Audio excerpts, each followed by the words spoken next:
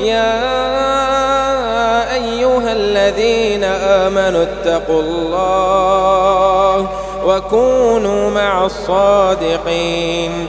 ما كان لأهل المدينة ومن حولهم من الأعراب أن يتخلفوا عن رسول الله ولا يرغبوا بأنفسهم عن نفسه، ذلك بأنهم لا يصيبهم ظمأ ولا نصب ولا مخمصة في سبيل الله، ولا يطؤون موطئا يغيظ الكفار ولا ينالون من عدو نيلا إلا كتب لهم به عمل صالح، إن الله لا يضيع أجر المحسنين. ولا ينفقون نفقة صغيرة ولا كبيرة ولا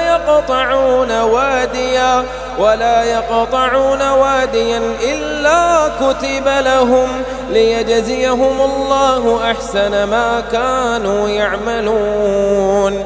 وما كان المؤمنون لينفروا كافة، فلولا نفر من كل فرقة منهم طائفة ليتفقهوا في الدين ولينذروا قومهم إذا رجعوا إليهم لعلهم يحذرون. يا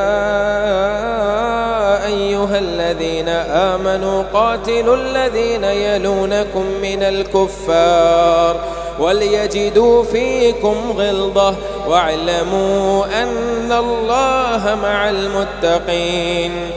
وإذا ما أنزلت سورة فمنهم من يقول أيكم زادته هذه إيمانا، فأما الذين آمنوا فزادتهم إيمانا وهم يستبشرون، وأما الذين في قلوبهم مرض فزادتهم رجسا إلى رجسهم وماتوا وهم كافرون.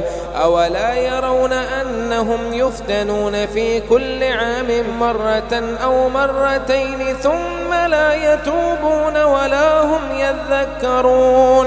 وإذا ما أنزلت سورة نظر بعضهم إلى بعض هل يراكم من أحد ثم صرف الله قلوبهم بأنهم قوم لا يفقهون. لقد جاءكم رسول من أنفسكم عزيز عليه ما عنتم حريص عليكم بالمؤمنين رؤوف رحيم. فإن تولوا فقل حسبي الله لا إله إلا هو عليه توكلت وهو رب العرش العظيم.